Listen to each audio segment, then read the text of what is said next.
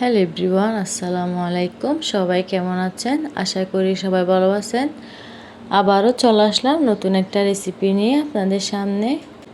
আজকে আমি তৈরি করব, আজকের রেসিপিটা হচ্ছে মিষ্টি কুমড়া দিয়ে আলু আর ডিম দিয়ে কিভাবে আমি এই রান্নাটা করলাম, কিভাবে ডিম, মিষ্টি কুমড়া আর আলু দিয়ে রান্না করলাম আর কি। এই রেসিপিটা যদি শিখতে ইচ্ছে করে পুরো ভিডিওটা দেখবেন, না টেনে অবশ্যই।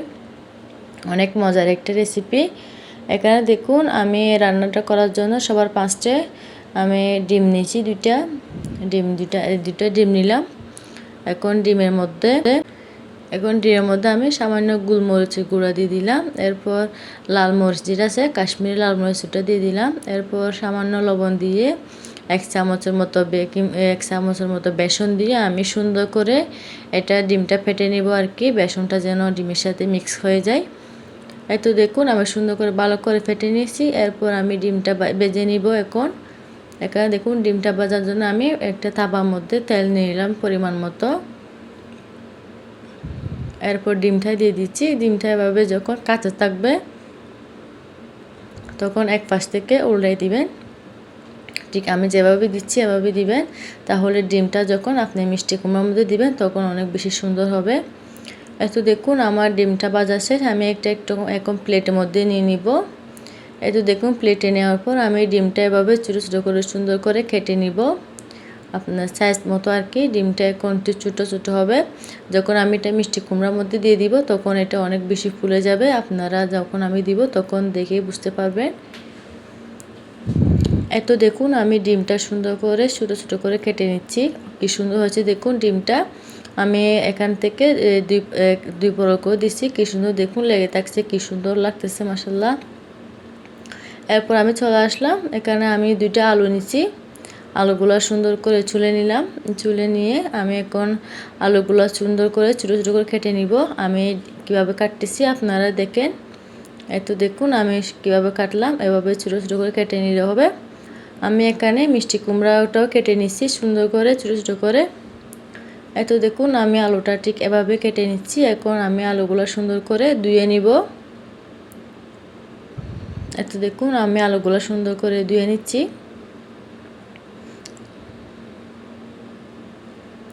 এখন দেখুন, আলুগুলো সুন্দর করে ধুয়ে নিলাম। এখন আমি মিষ্টি কুমড়াও নিলাম। মিষ্টি কুমড়াটাও সুন্দর করে ছোটো ছোটো করে কেটে দিতে হবে। আমি ঠিক যেভাবে আলুটা কেটে নিচ্ছি এভাবে আমি মিষ্টি কুমড়াটাও কেটে নিব। এখন কেটে নেওয়ার পর আমি সুন্দর করে মিষ্টি কুমড়াটা ধুয়ে নিব, সুন্দর করে ধুয়ে নিব আর কি। এত দেখুন, আমার একবার ধোয়া শেষ। আমি আবার সুন্দর করে পরিষ্কার পানি দিয়ে আবার ধুয়ে নিচ্ছি। খাবারের মধ্যে ধোয়াটা হচ্ছে মেন। অপরিষ্কার মানে কি, সুন্দর করে ধোয়া করে খেলে অনেক মানে স্বাস্থ্য ভালো থাকবে। এত দেখুন, আমি এখানে তিনটা পেঁয়াজ নিছি আর কি। আমার আদা রসুনটা আগে থেকে ব্লেন্ড করা আছে, ফ্রিজের মধ্যে আমি সংরক্ষণ করে থাকি, সেজন্য আমি এখানে শুধু পেঁয়াজ নিলাম। আমি এখানে তিনটা পেঁয়াজ নিছি। আমি পেঁয়াজ তিনটা সুন্দর করে ব্লেন্ডারে ব্লেন্ড করে নিব। তারপর আমি মূল রান্নায় চলে আসলাম। আমি এখানে রান্না করার জন্য একটা কড়াই নিচ্ছি। এখানে দেখুন, আমি কড়াইয়ের মধ্যে তেল দিয়ে দিলাম পরিমাণ মতো। তেল দেওয়ার পর এখানে আমি কালো জিরা, তারপর এমনি জিরা দিয়ে দিলাম। এরপর আমি আদা রসুন দিয়ে দিছি। আদা রসুন দেওয়ার পর এখানে আমি পেঁয়াজ দিয়ে দিব। পেঁয়াজটা দিয়ে আমি সুন্দর করে ভালো করে নাড়াচাড়া করে এগুলো কিছুক্ষণ ভেজে নিব। পেঁয়াজ রসুন এগুলো আর কি সুন্দর করে ভেজে নিব। যতক্ষণ একটু ভাজা ভাজা হচ্ছে ততক্ষণ আমার চুলার জালটা এই মুহূর্তে একদম হাই করে দিছি। চুলার জালটা হাই করে দিয়ে আমি এগুলো ভেজে নিচ্ছি। এরপর আমি এখানে আমি মিষ্টি কুমড়া আর আলুগুলা দিয়ে দিব। এত দেখুন, মিষ্টি কুমড়া আলুগুলা দিয়ে সুন্দর করে নেড়ে ছেড়ে এপাশটা উল্লাই করে নেড়ে ছেড়ে রাখবো। এরপর এখানে কাঁচামরিচ দিয়ে দিলাম। এখানে আমি কোনো টমেটো দিব না এই রান্নাটার মধ্যে। এরপর আমি এখানে পরিমাণ মতো লবণ দিয়ে দিলাম।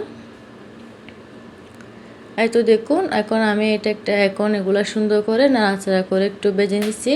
আমি এখন চুলার জালটা হাই টু স্লো করে, মানে কি মিডিয়ামও না স্লো না, ওরকম করে মিডিয়ামও করে দিয়ে আমি এখন একটা ঢাকনা দিয়ে দিব একটু সিদ্ধ হওয়ার জন্য, নরম হওয়ার জন্য। এই তো দেখুন, আমি ঢাকনা দিয়ে দিলাম। আবারও চলে আসলাম কিছুক্ষণ পর আবারও একটু নেড়ে চেড়ে দিতে হবে, যেহেতু এখানে আমি কোনো পানি দিই নাই, সেজন্য নিচে লেগে যাবে। সেজন্য আমি এটা বারবার নাড়াচাড়া করে থাকতেছি। এখন আমি আবার ঢাকনা দিয়ে দিলাম। এখন ঢাকনা দেওয়ার পর এটা আমি কিছুক্ষণ পর আবার দেখব।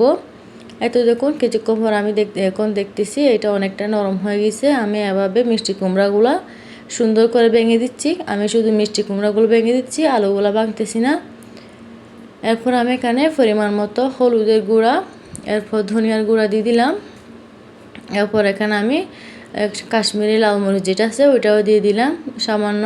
আমি যেহেতু এখানে কাঁচামরিচ দিচ্ছি সেজন্য এটা বেশি দিতে হবে না। দেখুন এটা একটু সুন্দর করে একটু ভেজে নিব, একটু কষাই নিব আর কি। মিষ্টি কুমড়াটা আর একটু কষাই নিব হলুদ মশলা দেওয়ার পর। দেখুন আমি শুধু মিষ্টি কুমড়াগুলো ভেঙে দিচ্ছি, আলুটা ভাঙতেছি না। মিষ্টি কুমড়া একটু ভাঙা ভাঙা হলে আরও বেশি মজা লাগে, সেজন্য আমি এখন পরিমাণ মতো একটু পানি দিয়ে দিব। মিষ্টি কুমড়া একটু আরও সিদ্ধ হওয়ার জন্য একটু পানি দিয়ে দিব। পানিটা দেখুন আমি ঠিক কতটুকু দিচ্ছি। দেখুন এটা যেহেতু সিদ্ধ হবে আমি এখানে ডিম দিব, সেজন্য।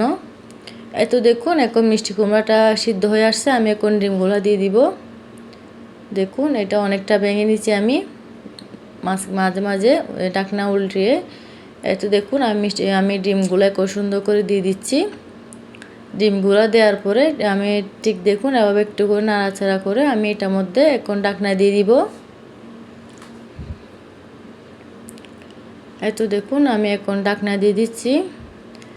দেখুন আপনারা ঠিক কিছুক্ষণ পর দেখুন আমার ডিমগুলো মাশাআল্লাহ কি সুন্দর করে ফুলে উঠছে।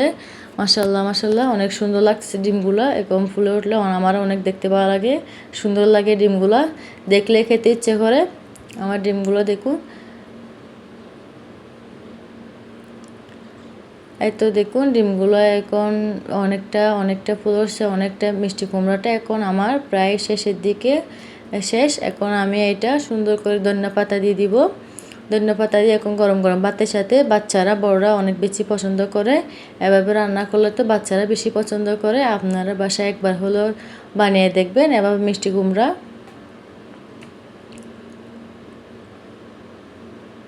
আমার ভিডিওটা যদি ভালো লাগলে আপনারা জানাবেন আপনাদের আমার ভিডিও কেমন লাগছে। আমার ভিডিওটা লাইক শেয়ার কমেন্ট করবেন বেশি বেশি করে, আর আমাকে অনেক বেশি সাপোর্ট করবেন। আমি যেহেতু নতুন সেজন্য অনেক কিছু ভুল হবে, আপনারা বেশি বেশি করে আমাকে সাপোর্ট করবেন আর কি। দেখুন আমি মিষ্টি কুমড়াগুলো একটা বাটির মধ্যে নিয়ে নিচ্ছি। দেখতে কি সুন্দর লাগছে। দেখুন মিষ্টি কুমড়াটাও একটু ভাঙা ভাঙা হয়েছে। আলুটা দেখুন, আলু তো বাচ্চারা অনেক বেশি পছন্দ করে, সেজন্য আলুটা অনেক বেশি মজা লাগে।